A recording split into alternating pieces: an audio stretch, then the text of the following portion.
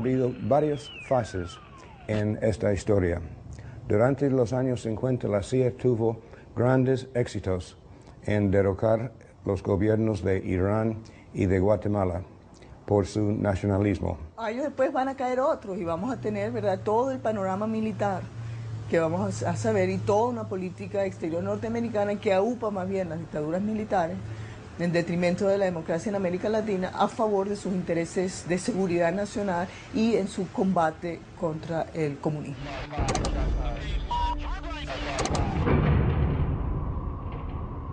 En un país de Centroamérica, Guatemala, había llegado a la presidencia por voto popular Jacobo Arbenz, un militar retirado decidido a mejorar las condiciones de vida de los campesinos de este país, donde las compañías bananeras estadounidenses eran dueñas del 70% de las tierras cultivables.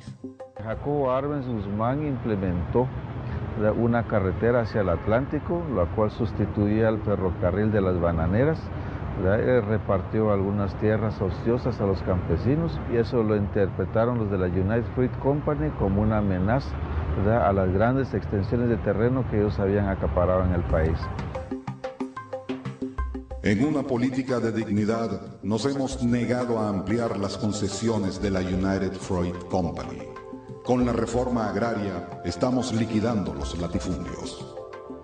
Pero la United Fruit Company era respaldada por fuertes intereses. El abogado de esta compañía era el mismísimo secretario de Estado Foster Dulles, y su hermano Allen Dulles era nada menos que el director de la Agencia Central de Inteligencia. Washington no se quedaría de brazos cruzados ante el peligroso ejemplo que la democracia social de Guatemala le daba a los demás pueblos de la región. Eisenhower con su pandilla decidieron el futuro de la democracia guatemalteca poniendo en práctica un nuevo plan, la Operación Éxito. La CIA desplegó una gran campaña publicitaria para hacer creer al mundo que Guatemala había caído bajo las garras del comunismo soviético. El presidente Eisenhower declaró que los acontecimientos de las últimas semanas en Guatemala preocupan mucho a Estados Unidos. De pronto, la empobrecida nación guatemalteca empezó a ser la gran noticia en todos los medios de comunicación, presentándola como una feroz amenaza para la tranquilidad del hemisferio. In other words, the Arbenz regime was not a Guatemalan government. It was a foreign government controlled by foreigners. En solo un mes se escribieron más de 200 artículos con terribles historias sobre Guatemala. 3 películas sobre la amenaza guatemalteca recorrieron los cines de Estados Unidos. Se mostraron fotografías de cadáveres mutilados acusando al gobierno de Arbenz por esos crímenes. Estas medidas, dijo, están fundidas en el mismo molde que el mundo libre ha visto usar en otros países que cayeron bajo la órbita del comunismo. Con esta avalancha de propaganda, los hogares norteamericanos no podían sentirse seguros con Jacobo Arbenz en el poder. La Operación Éxito logró su primer objetivo, que el mundo se sintiera amenazado por Guatemala. Otra de las metas del plan era restar apoyo popular al gobierno de Arbenz, y como parte de las operaciones psicológicas y de desinformación se interfirieron las radios guatemaltecas. Aeronaves norteamericanas diseminaron 100.000 panfletos sobre la cronología del comunismo en Guatemala. 2 agentes de la CIA instalaron una estación de radio en la República de Honduras, a la que llamaron Voz de Liberación, un recurso de guerra psicológica que la CIA continuaría empleando en todas sus operaciones. La Conferencia Panamericana celebrada en Caracas es un buen ejemplo de la forma en que actuaban los tentáculos de la CIA desde Venezuela y el uso que Washington le daba a la diplomacia internacional. Se sabía que los gringos estaban preparando la invasión de Guatemala y que la Conferencia Panamericana era como el preámbulo ideológico de aquella operación. En Caracas se celebra la 10ª Conferencia Interamericana. Encabezando la delegación estadounidense se halla el secretario de Estado John Foster Dulles, quien pronuncia un discurso que se considera como la primera declaración definitiva del gobierno de Washington con respecto a la amenaza comunista en este continente, y que si desoye nuestra advertencia y no se aparta de nosotros, tomaremos medidas cual corresponde a una situación que podría poner en peligro la paz de América. Endanger the peace of America.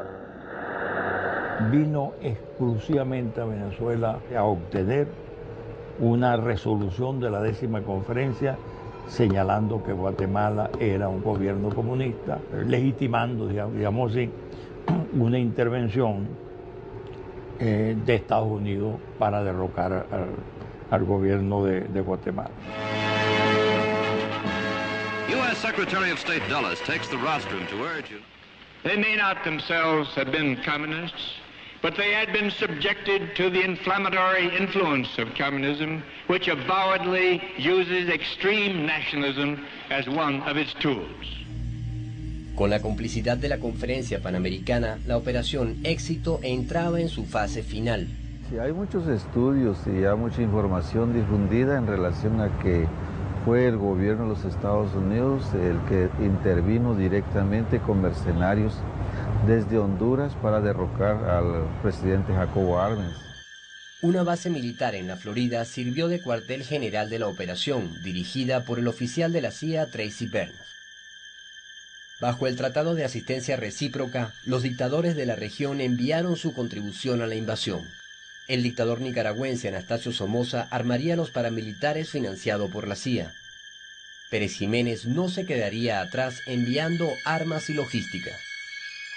Hoy, a las 16 horas, aviones de fabricación norteamericana del tipo P-47 atacan la ciudad de Guatemala, ametrallando edificios gubernamentales, viviendas particulares y bombardeando bases militares. Mientras caían las bombas norteamericanas, el cinismo del imperio tomaba la palabra en las Naciones Unidas en la voz de su embajador Henry Cabot. But as a revolt of Guatemalans against Guatemalans. Pero con el paso del tiempo, documentos desclasificados de la propia CIA develarían los detalles y los nombres de los agentes norteamericanos implicados. El propio embajador norteamericano John Perufoy, Enno Hobbins, oficial de operaciones, David Attel Phillips, oficial de operaciones psicológicas, David Morales, destacado asesino al servicio de la CIA, Frank Wisner, jefe de la estación central en Guatemala, Tracy Burns, autor del plan de invasión, Howard Hunt, agente operativo destacado en operaciones psicológicas. Este criminal declararía ante cámara algunos comentarios reveladores sobre la invasión. What we wanted to do was have a terror campaign to terrify Arbenz particularly, terrify his troops, much as the German Stuka bombers terrified the population of Holland, Belgium, and Poland at the onset of World War II, and just rendered everybody paralyzed. Estos son algunos rostros del equipo de criminales que movieron los hilos de la invasión imperialista a Guatemala y le hicieron creer al mundo que se trataba de un conflicto interno.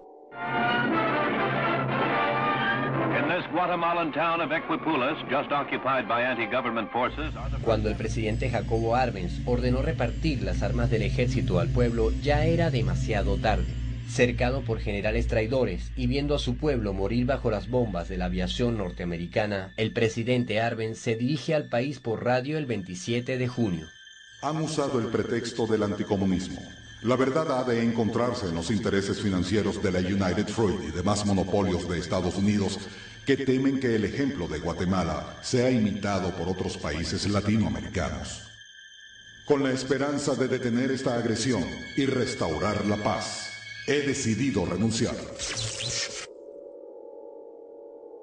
Esto ha sido uno de los hechos más lamentables en la historia de Guatemala, porque eso significó en adelante 50 años de dictadura militar, 50 años de debilitamiento del Estado guatemalteco. Hay ahora una situación de extrema pobreza y de miseria que se hubiera evitado si el gobierno revolucionario democrático hubiera seguido desenvolviéndose. En la siguiente fase del plan, Eisenhower hizo grandes esfuerzos en presentar al dictador impuesto en Guatemala como un hombre honorable. Llegaron incluso a darle el título honoris causa de la Universidad de Columbia, el mismo título que años atrás había recibido Gallegos por su obra literaria. Pero la dignidad de este venezolano le echó por tierra el maquillaje al dictador. Sírvase tomar nota que renuncio al título de doctor honoris causa que me confirió esta universidad. Mi posición democrática, respetuosa de los derechos de los hombres y de los pueblos. No me permite compartir el honor con quien por opuesto modo ha llegado al gobierno de su país.